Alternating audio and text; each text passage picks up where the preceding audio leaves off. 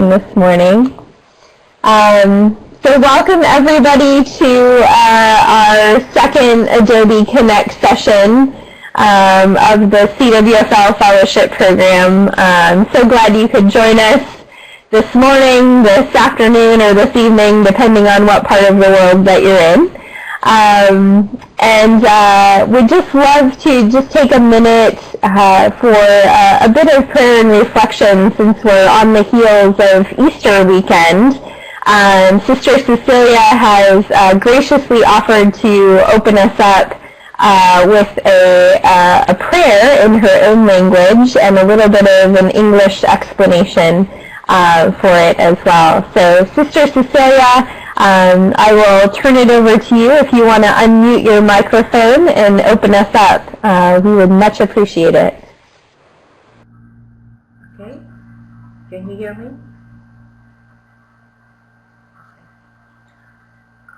So I'll pray in my own language from the Philippines. Diyos ko, bakit mo ako pinabayaan?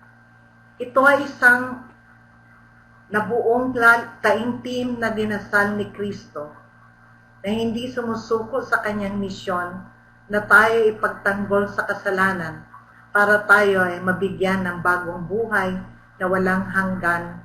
Amen. So in English, it's the one that I delivered last Good Friday at the church. So I was given the fourth word of the 7 last words of Jesus. So very briefly it says, my God, why have you forsaken me?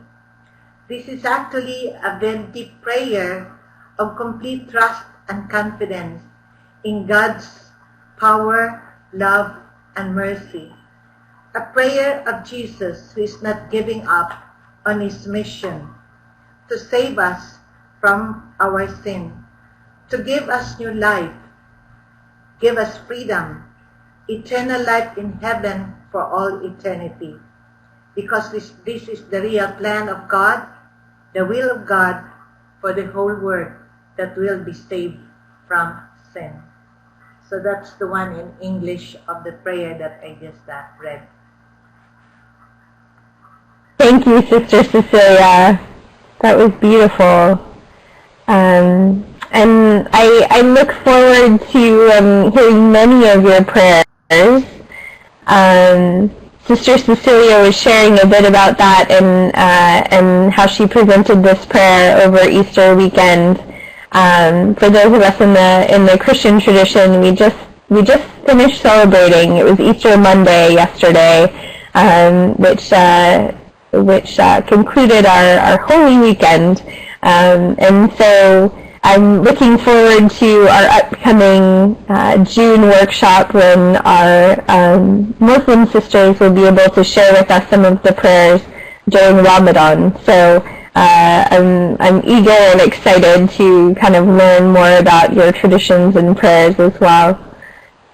So with that, I'm going to jump in and introduce our dear Dr. Margaret Weber. Margaret is a very close friend, a mentor, and partner in the CWFL journey. And so just wanted to share a little bit about Margaret and her work and background. So Margaret is a senior fellow for IGE's Center for Women, Faith, and Leadership.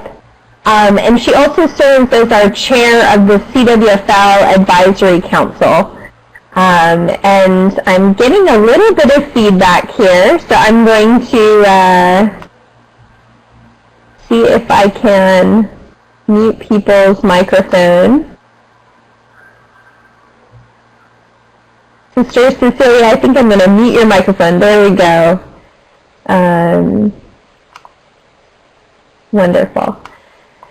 And so Dr. Margaret Weber, in addition to her great work at IGE, also has started her own consulting firm called Influencing Voices, LLC. which, if you're interested, you should definitely go to her website, influencingvoices.com.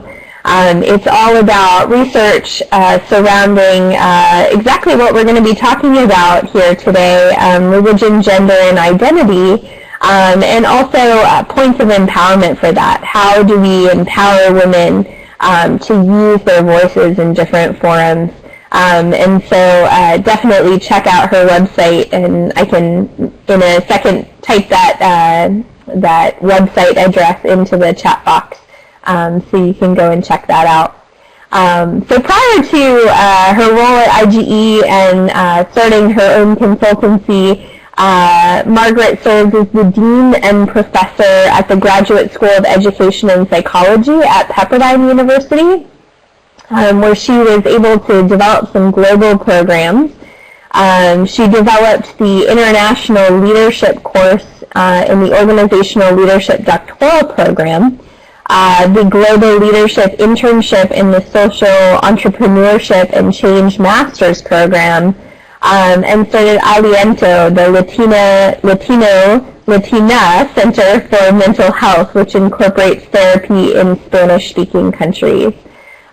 She really cares about issues of diversity, especially as they relate to gender and racial ethnic diversity.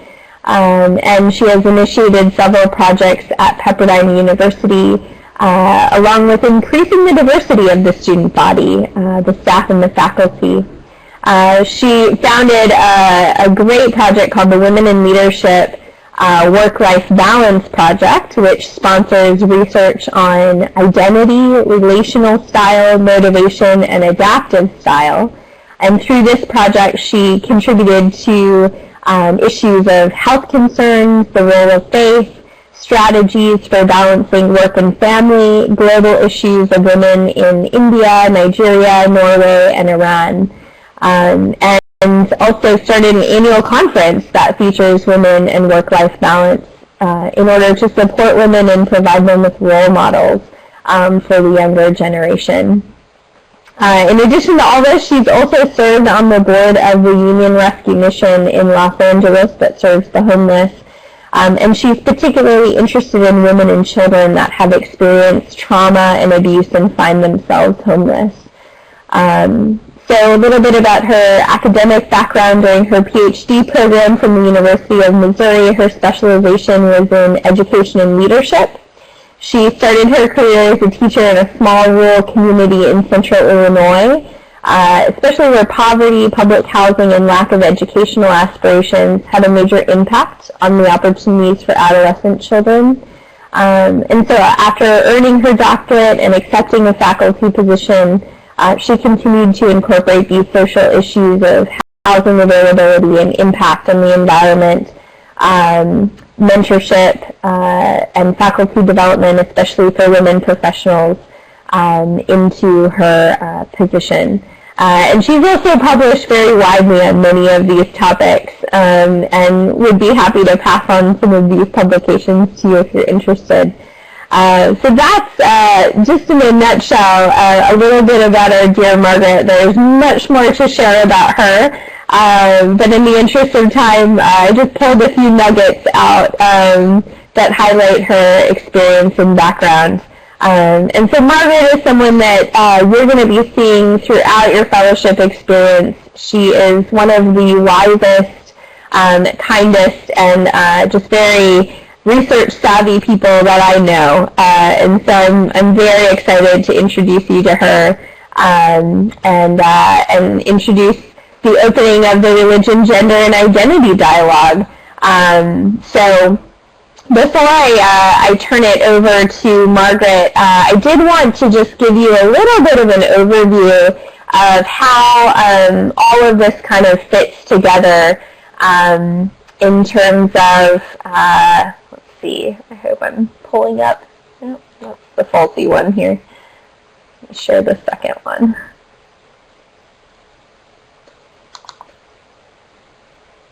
There we go. In terms of how the RGI dialogue fits into the greater curriculum for the fellowship program. So just to give you an idea of how the fellowship program flows in terms of its curriculum and the different foci within, I've pulled up a slide here of the 4 different tracks.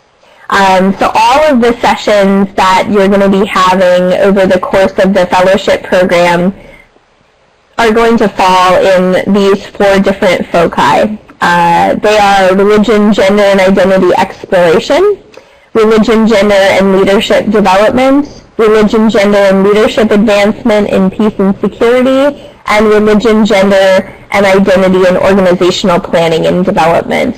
And so underneath these 4 tracks are the different training and dialogue modules that we're going to be going into. And I'll let you read through some of those specifically, but particularly for today, the RGI dialogue kicks us off for the first track, religion, gender, and identity exploration. And so the RGI dialogue in many ways naturally flows into our second training session for this track, Composing Your Story. And so that's why our dear Chad has joined us today from the peace and serenity of his car. Chad's going to be our consultant for Composing Your Story. He's a professional videographer and documentary film artist, and has had years and years of experience helping people compose and share their stories. And so I'm very excited to introduce you to both Margaret and Chad today and kick off this first track. So with that, I'm going to go back to Margaret's slide here. And I will turn it over to you, Margaret. I wasn't sure if you wanted to just have everybody go around and introduce themselves so that you can get a better idea of who they are. I've had the honor of meeting everyone already, but it's up to you whether you'd like to open up the forum as well. So I'm going to go ahead and put myself on mute and turn it over to you. Thanks, Kristen. Can everyone hear me okay? Okay, great. I see shaking heads. So I would love to know a little bit about you. So why don't we just kind of briefly share a point or two about your background. And I'm really looking forward to meeting you in person in June. Sister Cecilia, would you like to start? Oh, they have to unmute your mic.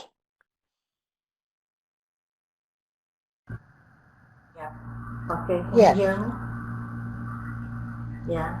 I'm Sister Cecilia Espinilla. I'm from the Philippines, and I'm now working as the Justice, Peace, and Integrity of Creation Coordinator of the congregation. But at the same time, I also work for the Asia Pacific Justice and Peace of the Dominican Sisters International. And also, I'm the Talita Kum Philippines Coordinator. Basically, my work in the Philippines is the advocacy against human trafficking. So that's what I'm doing now. And I have been in the school for almost, for more than 30 years.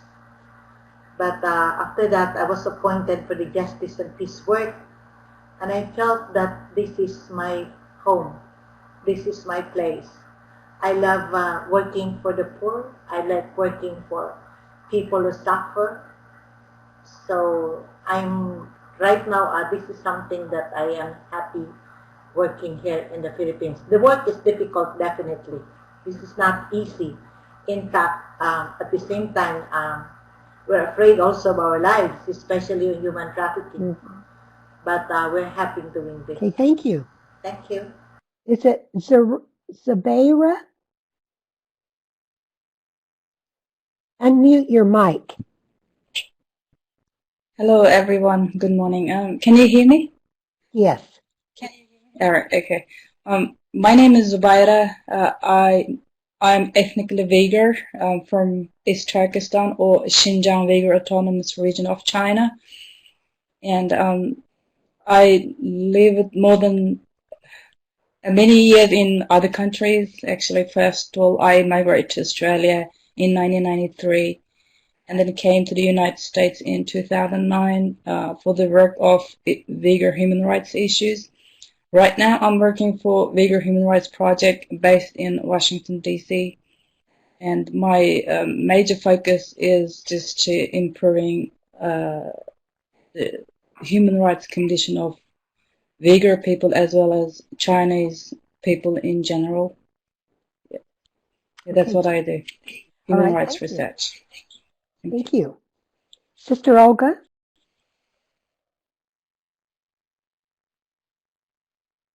Would you want to unmute your mic?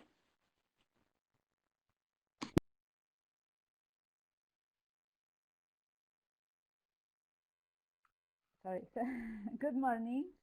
Good morning. I'm Olga Sanchez. I'm a community sister.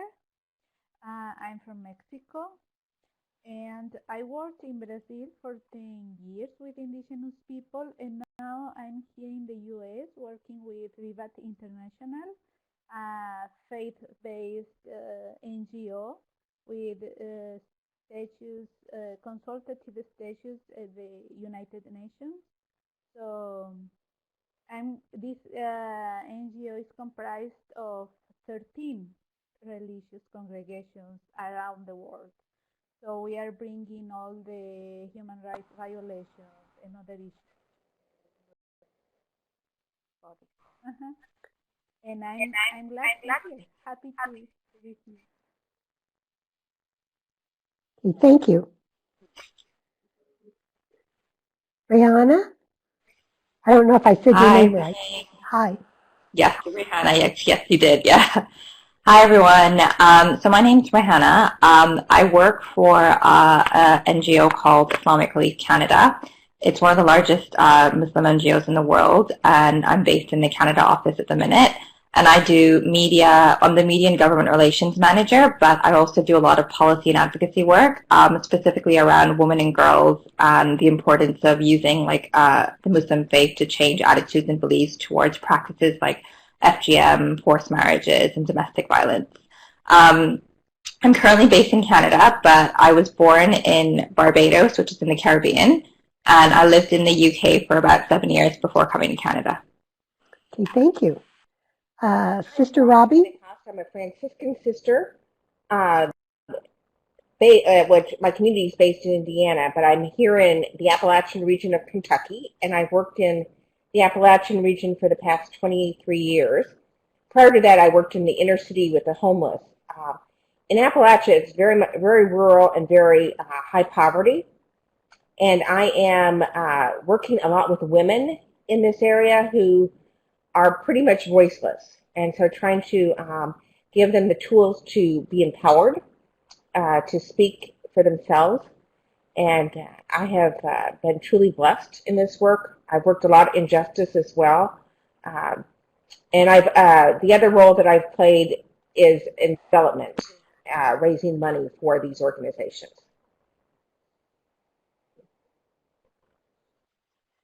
Okay, thank you.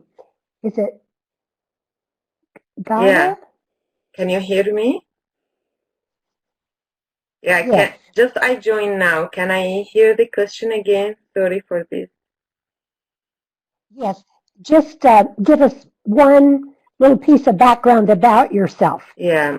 My name is Gada Gazal. I am originally from Syria. My city is Hama. I have a bachelor degree in English and then master in English language teaching from UK. And I have also a master degree in comparative religion from Qatar. I've been indulged in the community, and I have been a member in Syria with an organization which is NGO for empowering women in society and for educating them and giving them the chance to know about their rights especially in Islam, and to be like active and powerful member in the society. Okay, thank you. I so enjoyed reading, let's see, did I miss someone?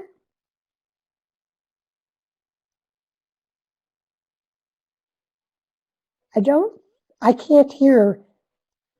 It says under your picture, CWFL. I don't think maybe your mic is activated.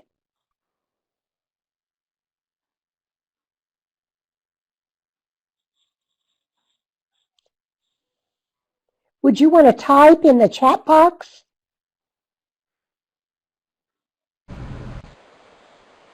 So that we can... Okay. Are you, so Yvonne is back online. Are we to Yvonne yet, Margaret?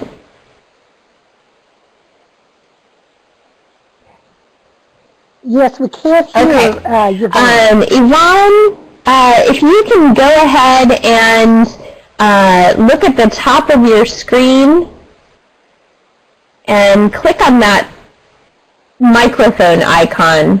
See if we can get that working for you. Okay. Let me try disabling it. And I'm going to try enabling it again for you. So go ahead and try and enable it again.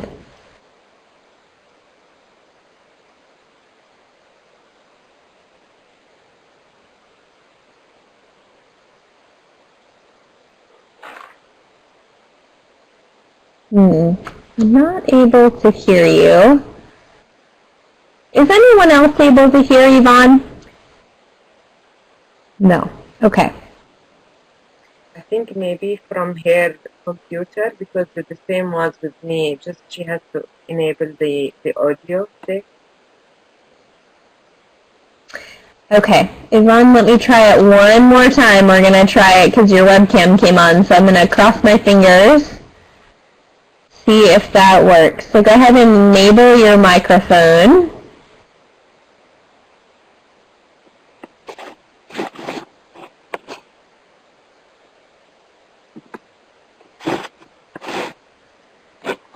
We're not able to hear you. So Yvonne, what I'm going to have you do is if you want to sign out of the session and sign back in, we're going to try that. And then when you sign back in, then we're going to, we'll pause and have you introduce yourself, okay? Okay, great. Okay. All right, thanks, and hopefully Yvonne will come back in and we can meet her as well. So I loved reading your responses to the religion and gender questions, and we're going to be talking about some of them, but today particularly, I'm going to be I'm going to have to keep my PowerPoint and my conversation going at the same time. So we're going to be talking about identity and religion particularly. And Kristen gave you the background as to how it fits overall in the project, but the purpose of the Religion, Gender, and Identity Project is to explore the interrelationship between religion and identity from a gendered perspective.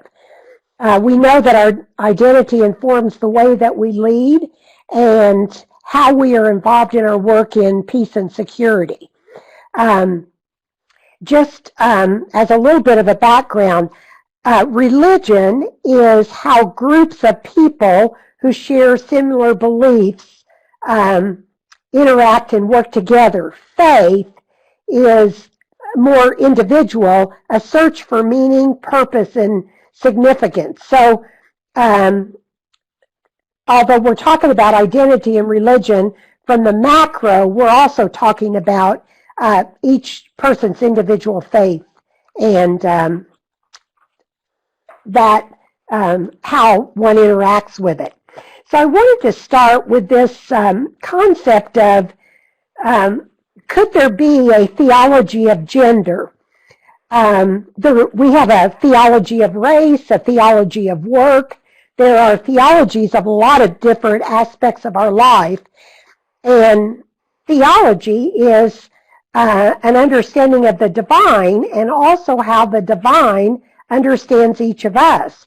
So as we think about a theology of gender, could we put together something that transcends our different religious backgrounds, that celebrates both females and males and work towards justice and joy as a means also to to get rid of injustice in the world and be able to share our voice in the way that we were created to share.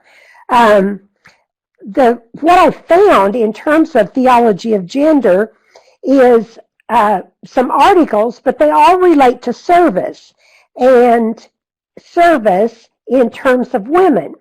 So as I think about a theology of gender, of course, and most of you mentioned this, service is one component of the work that we do and who we are as individuals and our identity, but it's not all of it. And so I would like us to have a broader theology of gender. And we'd like for that to come out of our work at the Center for the Women, Faith, and Leadership, and be able to be across all of our religious communities. This, I thought, is really interesting that, you know, in ancient time, the language of faith, or the language of our various religions, was really the language of the church, the mosque, the synagogue, of the leaders and the theologians, but it wasn't of the people. But today, it really is of the people and of those of us who are female. Some of you mentioned these scriptures in your response to the questions, and I wanted to put them up because as we think about a theology of gender, how does God see each of us? The Hebrew Bible suggests that we're created in God's image, male and female. He created them. That's the biblical passage. I did add in brackets her image, his and her image. The Quran talks about men and women, male and female, and does not distinguish between either of them. So does not place the male over the female when we look at those different biblical backgrounds. Then hopefully you can read this. A few quotes about our uniqueness and our godly images are created in the image of the divine. Archbishop Desmond Tutu, I thought, said it very well. We're different. We know we're different, but we know we need each other, and that by ourselves we're not self-sufficient. And he suggests that if we were, as an individual, self-sufficient, then we'd be subhuman. The Quran, and I think what someone in the first group of fellows shared this, that if the divine had wanted us to be the same, he would have created us that way. And then Buddha said, every individual is a thing unique by virtue of his, her actions and the result of those actions. So again, talking about our uniqueness as individuals. Max Lucado, who is a Christian writer, he says you are valuable because you exist, not because of what you do or what you have done, but simply because of what you are. And I think that's true of each of us, that we are unique. We're created in the image of our of the divine, and it's really important to us.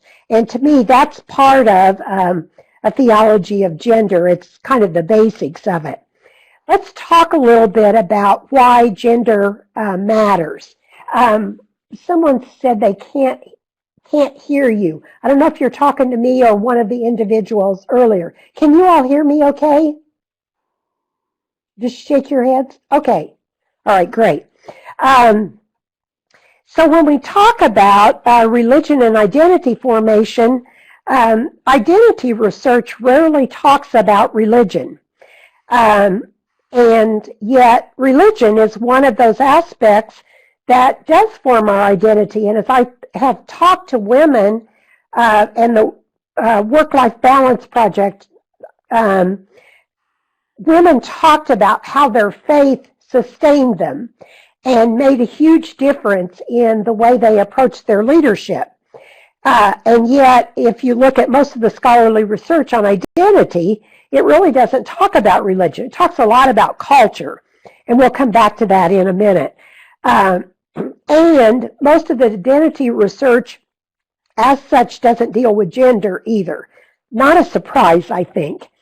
So the question is, why should we talk about gender as an issue, particularly in relationship to identity formation? Gender inclusion is a complex issue in our society today, both in the developed and the developing countries. Negatively, it can affect the utilization of labor, cultural, social, and identity understandings, as well as religious. And when we think about religion and faith, a lot of people say you can't be a feminist and be a woman of faith at the same time. I think we should re-examine that. Some of you mentioned that you are a feminist, and you talked about why you're a feminist. Feminists do say today that their purpose is to improve the social position of women, and the rule of law may be one avenue for improving that position. So as we look at gender roles being foundational, they're foundational in the way our families are structured, in the cultural and religious norms that exist within our different societies, and certainly in political issues. The norms are infused into the legal framework of our countries, and it impacts our public and private spheres. So the way that we interact with each other and interact with those around us.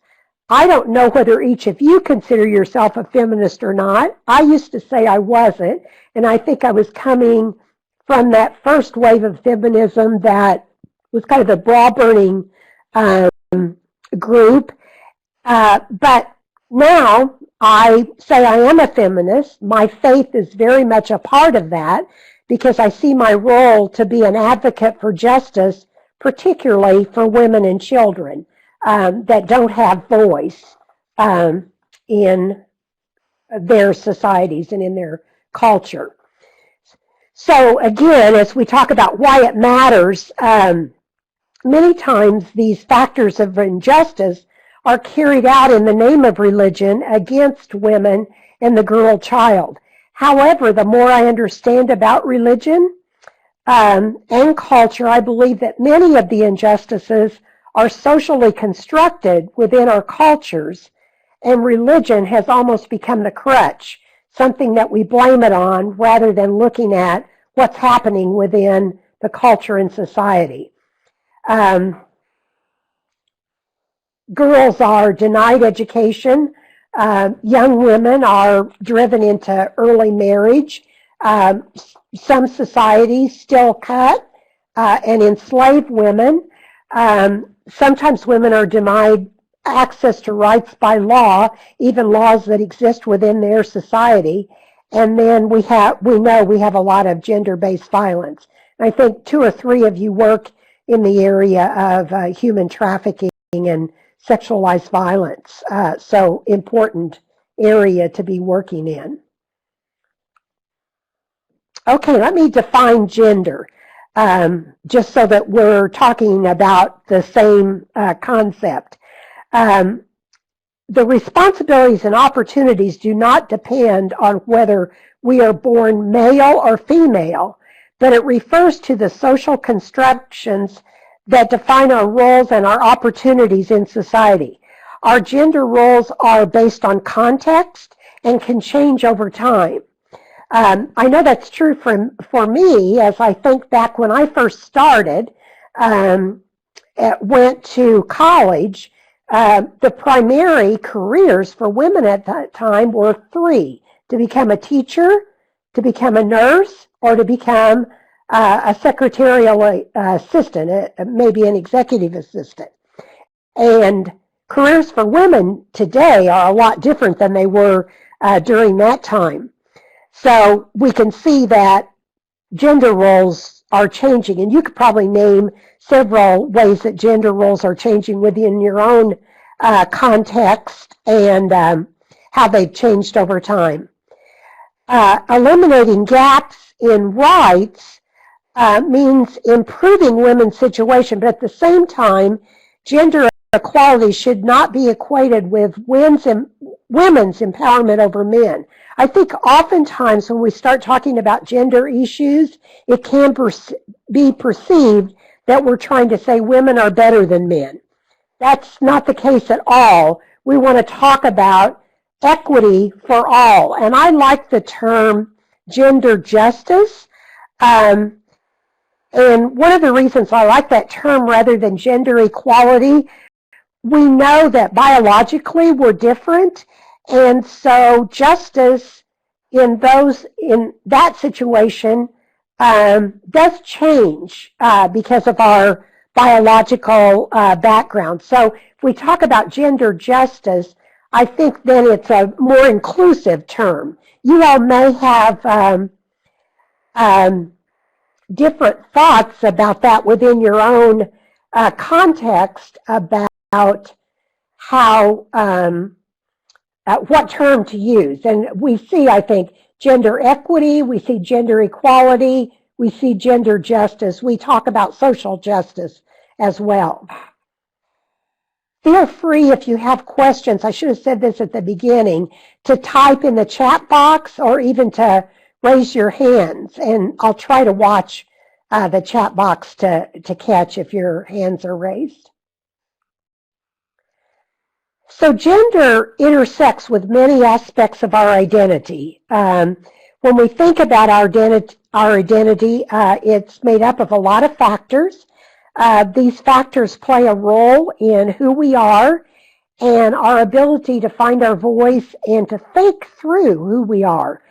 On the project that I work with, we've interviewed over 600 women leaders, and almost all of them talk about not finding their voice until much later in life, that they feel like when they were younger and even through the middle ages of their life, they didn't always feel comfortable in stepping up. So it was really in their 50s, maybe their 60s, where they found their voice. And that's one of the reasons I called my consulting group Influencing Voices, because I would like for us to advocate and help women to find their voices very early in life and to be comfortable with those voices and participating in whatever roles that they're in. I've already mentioned that identity research doesn't address the role of religion. It's almost totally absent from the identity development research, and particularly in relationship to women. So I like this particular quote. The identity of an individual is a biosociological factor outside the will of that individual.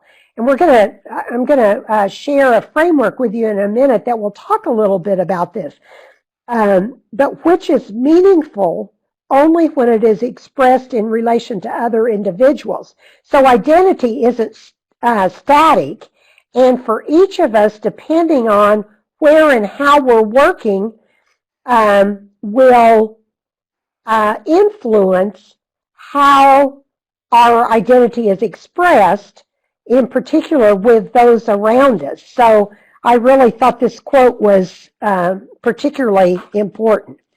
Okay, let's define identity. This may be kind of light as well. I tried to go through and make sure all of these were easy to read. I'm using a definition by Janet Geely, a sociologist, who's done a lot of work with women and women's health issues over time. She was an early female in sociology in the 50s, and she started doing qualitative research. And she was told at the time that she would never make it in the academic world if she continued to do qualitative research.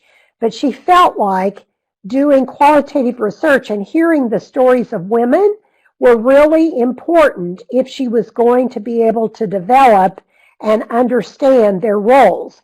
And so this is a definition that she uses and one that we use in my projects. One's values, beliefs, purpose, including our cultural background. It's layered with lots of experiences and social behaviors, which creates patterns carried through time. These patterns might be different for each of us. They can be used in general when the world maybe was less complex. We could summarize what those patterns look like and put categories around groups of people. But we certainly can't do that today with the complexity that exists. I'm not even sure we could have done it years ago, but I think we tried to, and most of the research excluded women in this particular area. It's interesting, in the 1960s, identity for women was derived from one's spouse and children, and that changed with the Feminine Mystique. I don't know how many of you have read The Feminine Mystique by Betty Ferdinand, but it's kind of a classic in the area, and she was part of that Wave 1 feminism that I kind of rebelled against. But when you think about it, your own identity was related to someone else rather than to who we are as an individual. When I was working on my doctorate and had an assistantship, I worked with students that were doing their student teaching, and they had to write a philosophy paper. And I remember being appalled that so many of these young women talked about, well, when they got married, then their life would be. And I remember thinking that it put so much burden on someone else to make them happy. If I have to wait for that appropriate spouse or something else that's out there, can I not be someone important in and of myself outside of being the mother of my children, the wife of someone? And I think we would all say, yes, of course. We must remember that was years ago, but I still hear that language very much a part of the conversation of young women today. It's really bothersome because I think each individual has to have a concept of who they are to function in the world that we live in, and to understand those relationships as well. Okay, let's get into some of your responses. I'm using Identity Framework by James Coate. He talks about 3 areas of identity, and his framework comes from a cultural perspective, and that's why I really like it.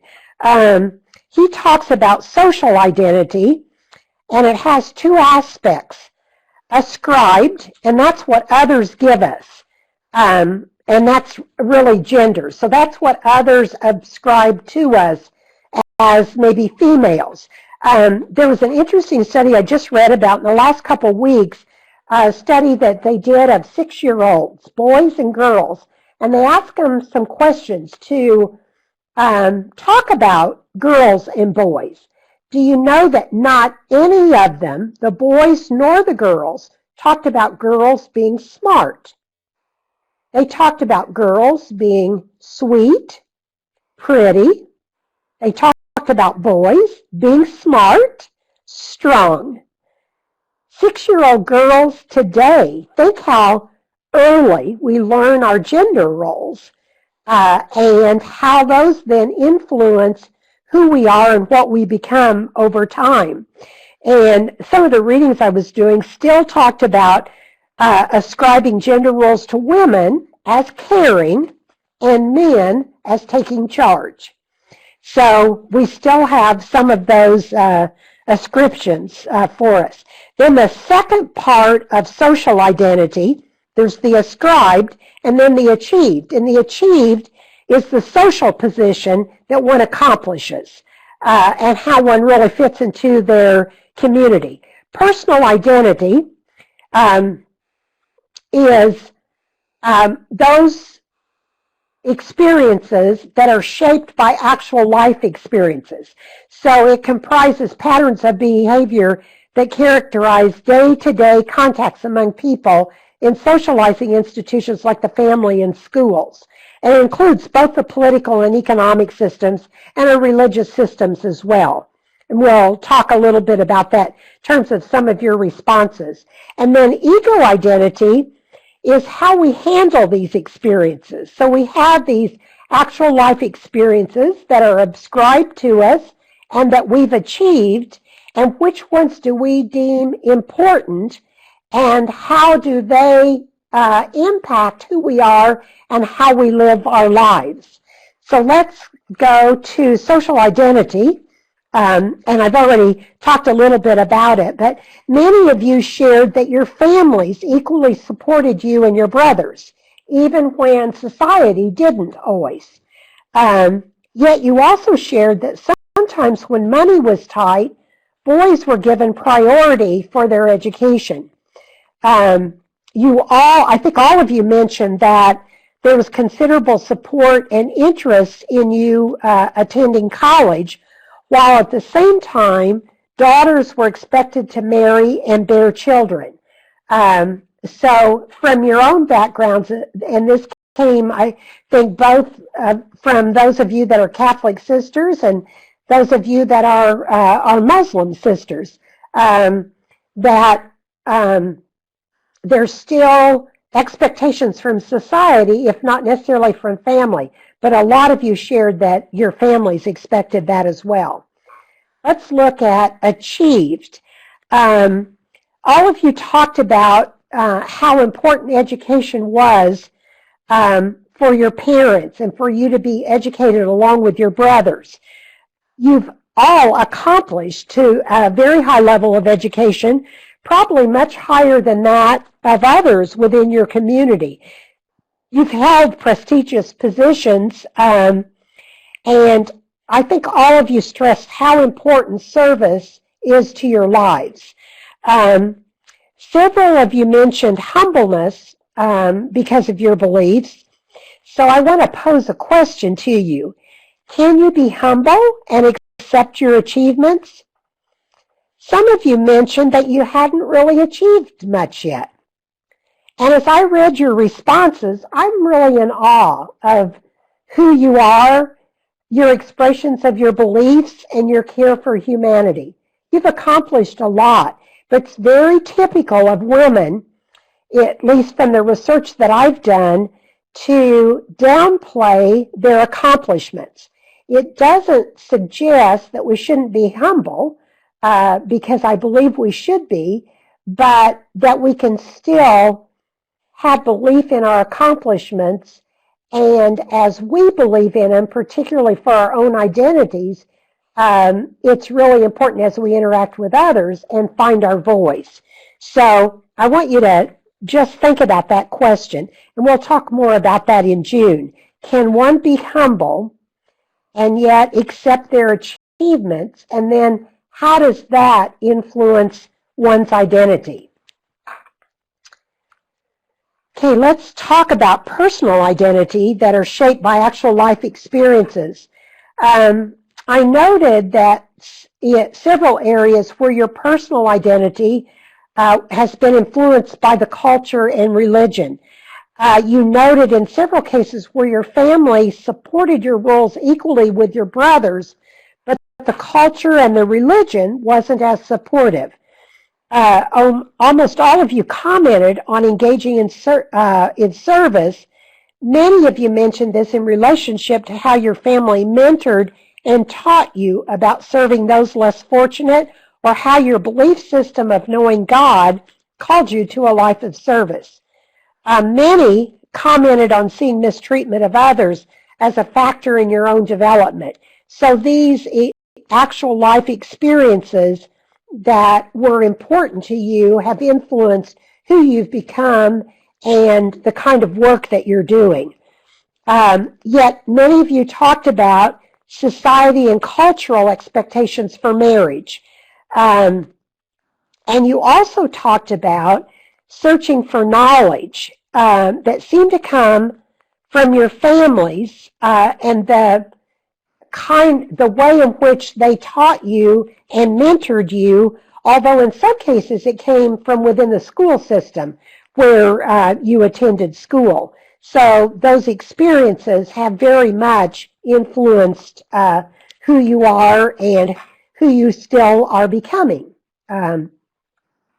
Let's look at how you've handled some of the experiences and those that you've deemed important. And I'd like to say to you, as we talk through this model of religion, gender, and identity, go back and add to the questions as you think more about it and as you reflect on your own life.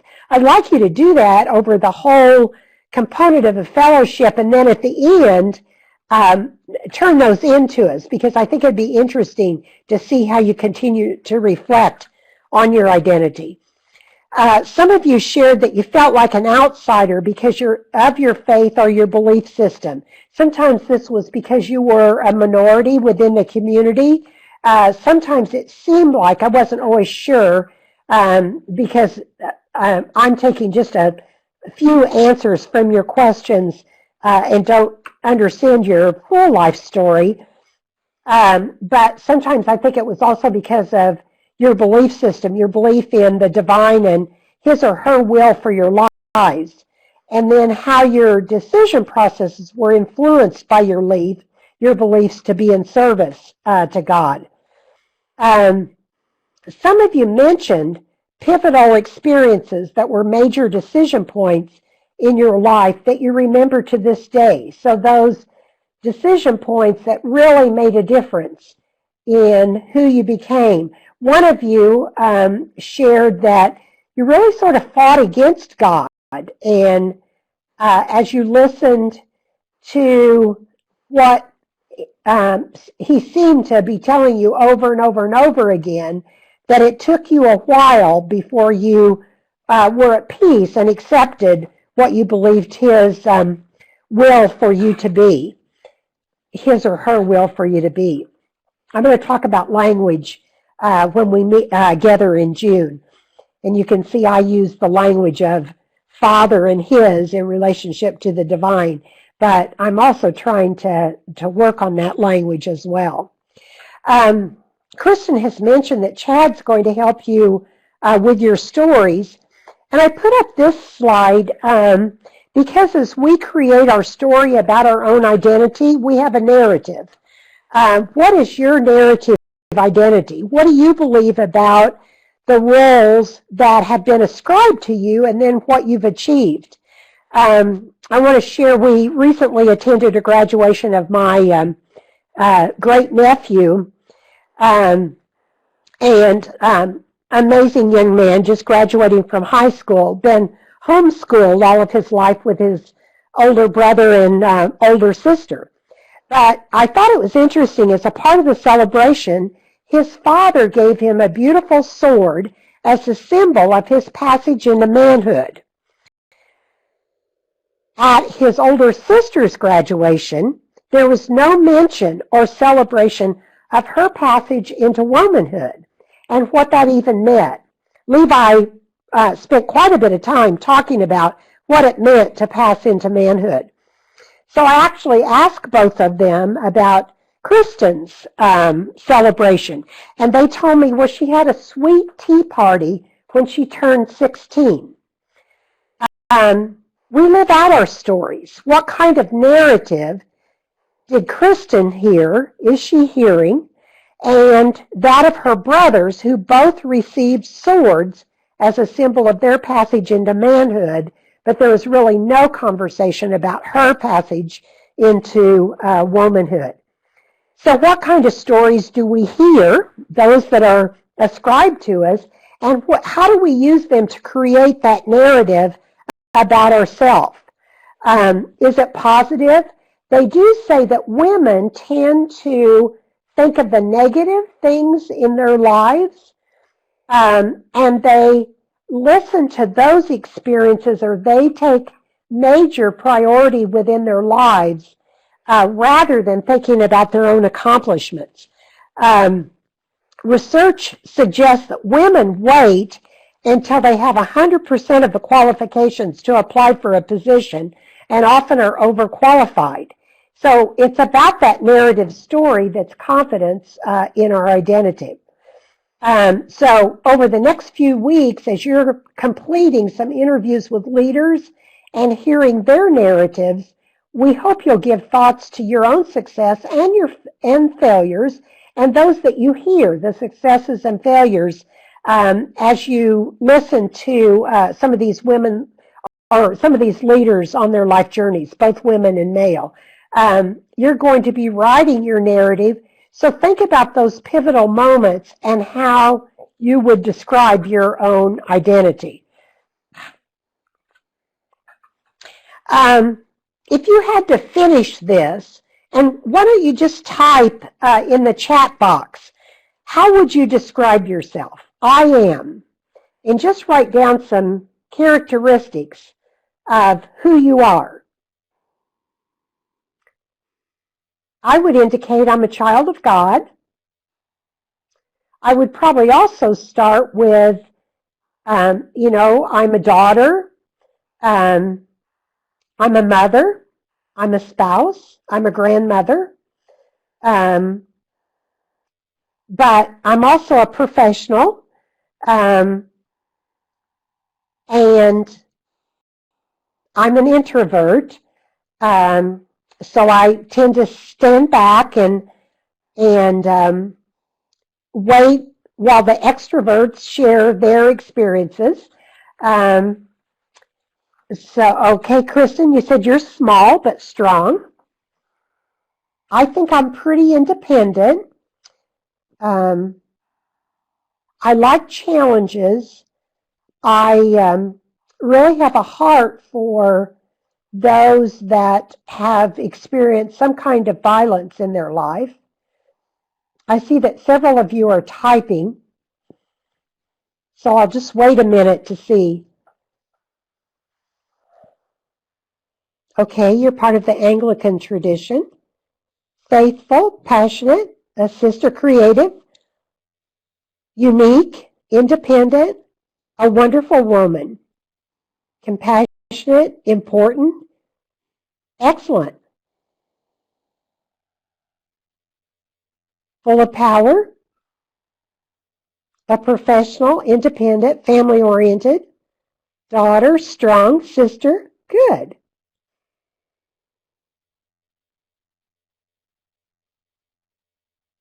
I like to see these kinds of words. I think it shows us, though, if you look at all of these different words, how complex our roles are, and how putting all those roles together, as we think of Geely's definition of identity, where she talks about the layers, and we certainly have those layers, don't we? A consecrated woman to God, full of passion for people in the universe. Great. I can tell from your responses to the questions that you all are passionate and caring and a strong believer in God, the divine being. So continue to type and share those. Okay, a fighter, wife, a friend, a researcher, consultant, caring sister, friend, faithful person, strong believer in God. So, we have a lot in common, don't we? That strong faith that we have in our supreme being, and many of you mentioned friends, friendships, and caring. It's going to be fun to work with you and for you to learn about each other. I love the fellowship program. Okay, the next one, I've kind of put this concept together. I'm still playing with it a little bit, but I think we talk about, in fact, there's a lot of research on gender and environment. There's some writings that suggest that where there's gender violence, there's also a lot of violence against the earth. And so I think about this private-public ecosystem that we are a part of, both, privately, individually, and then more publicly. And our identity is a part of it that interacts with our religion. The faith that each of us have influences who we are as leaders, and then definitely influences the way we work within the peace and security organizations and place that we look. And as you think about each of these, if you took each one of them and you wrote out about identity, religion, leadership, peace and security, some points of yourself, what would you say about yourself? You might, I think, Kristen, we share this PowerPoint with them, don't we? Yeah, so you'll get the PowerPoint. You might just take this particular slide and write out beside each one of these some points about yourself. You've talked a little bit about I am, but in relationship to each one of these. This next one, I just have puzzled so much about the fact that we do not find our voice until so much later in life. And I think many of you may have read Half the Sky that talks about without half of our voices, those of women, participating in the world loses half of us when we don't recognize women. So when we don't speak up, the world loses an important voice. Each one of us is so critical to the environments that we live in and to the support of those around us. Here's a beautiful sculpture, and I wish I had a better picture of it. This is one I took myself, and I didn't quite get the top of the wings, but these are shoes of women that have been put together in wings. And I love this sculpture because I think it says, why walk when we can fly? And I think about each of these shoes and the women that wore them, and there's some little girls' shoes in there as well, about the many steps that they've taken within their own journey and how they've influenced so many different individuals over time. So I'll suggest to you, why walk when you can fly? Now, as we think about this journey, we're going to move into, maybe I stop here and see, do you have questions, any comments that you want to share? And then we're going to move into the assignment that you have on leadership interviews. Questions, comments? We'll talk more about this in June, and then we'll go through more of your responses to the questions as well. You can type, raise your hand, unmute yourself. Yvonne, can we hear you now? Yvonne, let's see. A little bit about your background. Your microphone is enabled. No? We'll have to work They're on not coming up. Connection. Let me try disabling it and then enabling it one more time. Here we go, fingers crossed. I just enabled it again. So you'll have to enable it on your end. Yeah, so maybe we can.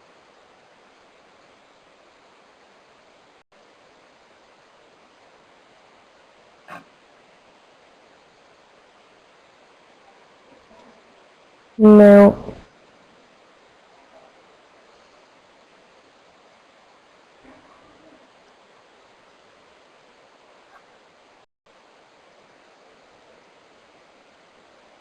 Still not working.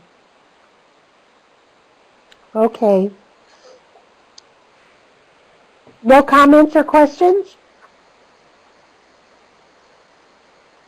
I know this medium doesn't support our interaction with each other. When we're face to face, we'll have a lot more time for that. And we might just go back and kind of reflect a little bit on definitely. identity. Actually, I'm going to pull up a new document for Let me this. pull up the next So slide. let me see here. I uploaded two. One was the correct one and one was the incorrect one. So let me, there we go. So I'm going to scroll down here. And in preparation for our next RGI dialogue, there's going to be a couple of opportunities for RGI dialogue during the in-person June workshop, which Margaret mentioned we'll be going in and taking a deeper dive into your amazing responses that you sent in to her questions. And as a continuation of some of the things that Margaret has presented during this session and in preparation for the dialogue that will come in June, we have a bit of pre-work for you. And the pre-work is a series of 3 different interviews that we're going to ask you to do.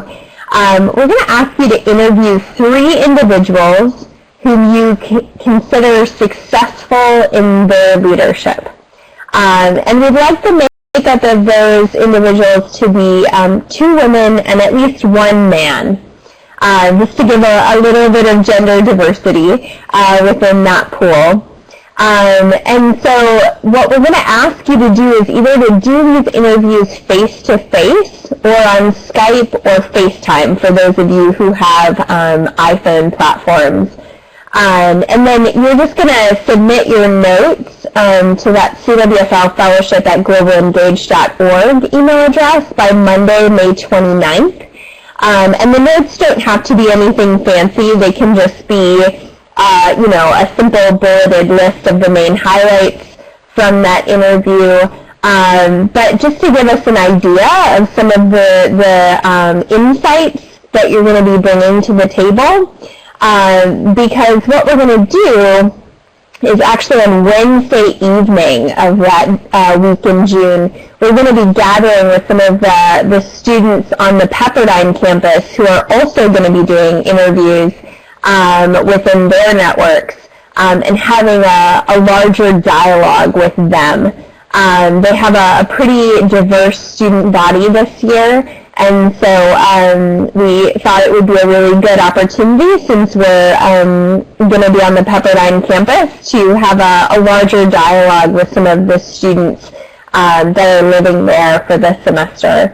And so the interview questions that you see below are some of the suggested interview questions, and I'm going to go ahead and email these out to you as well. Feel free to kind of alter some of these questions as it fits your style, or add to them, certainly. But what path did you take to get to your current position?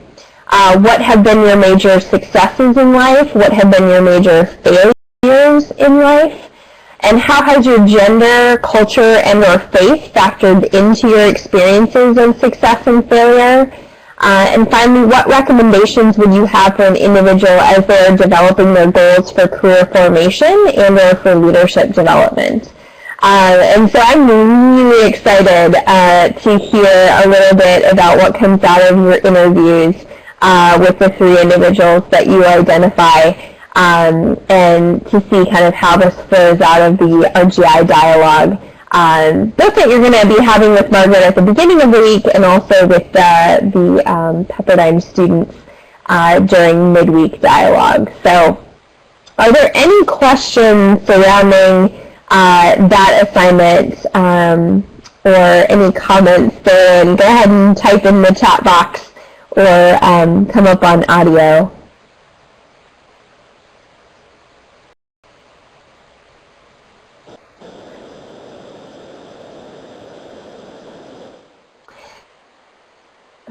for the notes,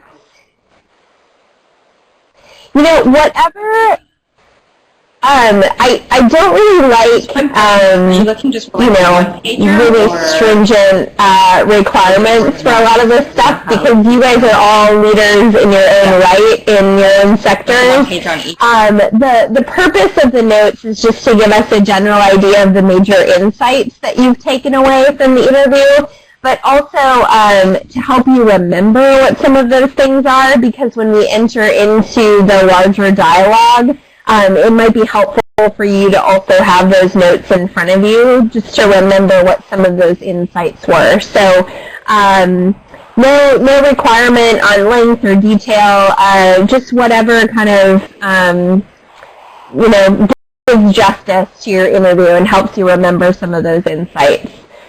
Was that helpful? Okay. Wonderful, good. And the reason we're just having you submit them in advance is just to kind of clue us into some of those insights, so we can create space for some of that dialogue as we go. Yeah. Did someone else have a question or a comment?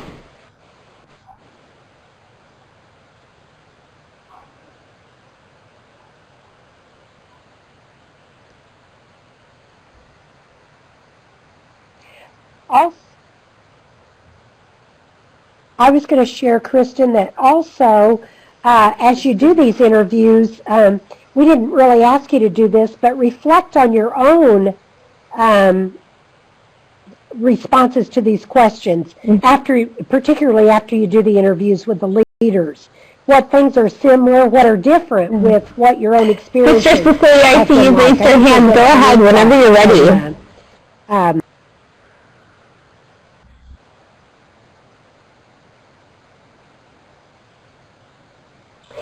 No, like I said,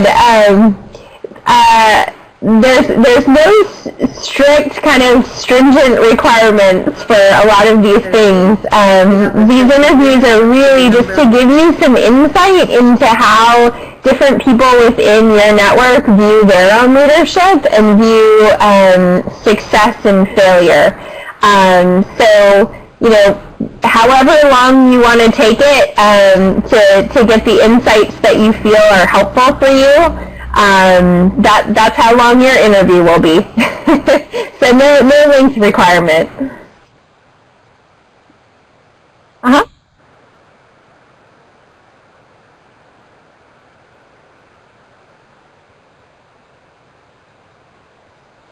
You're going to share some of the insights during a dialogue in June. One more question. Do we need to tape them? Is this only for us? Or do Just we need the to insights, tape yep. it when we come So you don't have to read the transcript to us. Only for our needs. Yeah.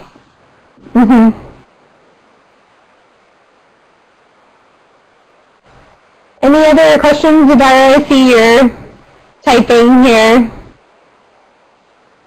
Feel free to come up on audio if it'd be faster to speak.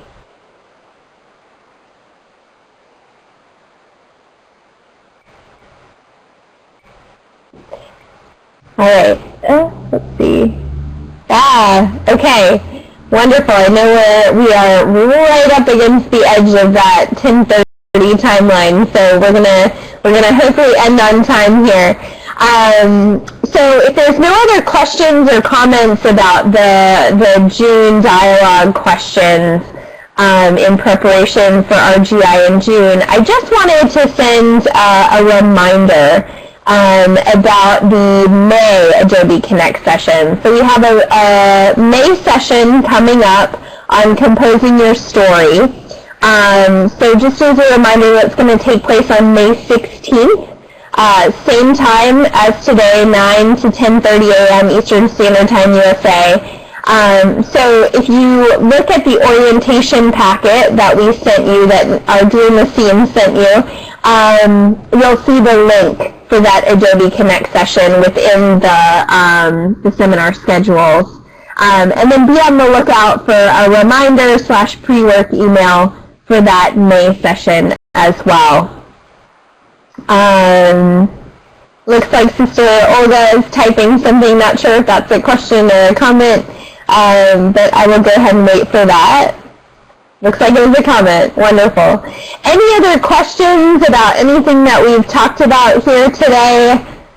If not, I will hand it over to Margaret to close us out officially for our 10:30 closing mark.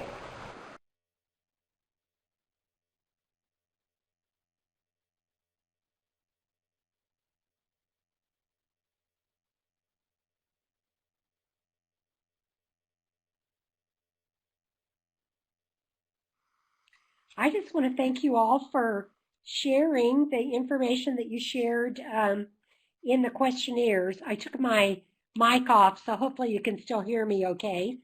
And I look forward to seeing you in June and sharing more about your faith. Well, thank you, Margaret. I'm going to be on session for a few minutes after we close.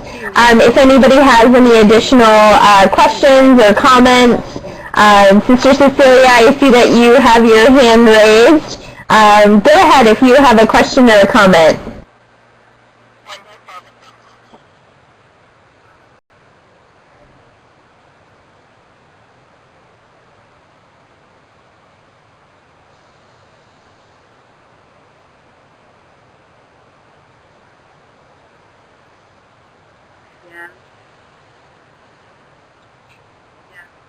This is for Margaret. I don't know if it is possible for us to be able to read the sharing of the rest. I find it important to hear their stories. Oh. I don't know. But I thought it would be wonderful to hear the story, to read the story of each one of us, so that we'd know each other more, we'll love each other more. I would be fine with that. Yeah, that would be really, really nice. Share, if you're willing, because we didn't tell you when you wrote them. So I think what might be easier is if you are open to other people seeing your dialogue questions, go ahead and respond all to the reminder email and just send around your responses. That way people can kind of edit out what they want to share and what they don't want to share, and we can respect everybody's privacy. So go ahead and just respond all to that last reminder email that I sent for this session, and send your notes around to everyone. It's also a way that I encourage people just to email back and forth personally with each other. I'm happy to be the go-between for logistics and things, but also want you to develop relationships with one another going forward. So feel free to just respond all and share the notes that you're comfortable with. Does that make sense? Okay, wonderful. Good. And I see that Sister Patricia was able to join us. Her bandwidth picked up in Nigeria. Hello, Sister Patricia. I just wanted to say hi. I'm so sorry you just were able to join us for the last few minutes, but welcome to session. And so with that, we are going to conclude. I know we're about a minute over, but thank you all so much and so warmly for joining us today. I look forward to seeing your faces again in May. Like I said, I'll be on for a few more minutes if you have any questions for me. But otherwise, have a wonderful rest of your morning, afternoon, or evening. Bye, everyone.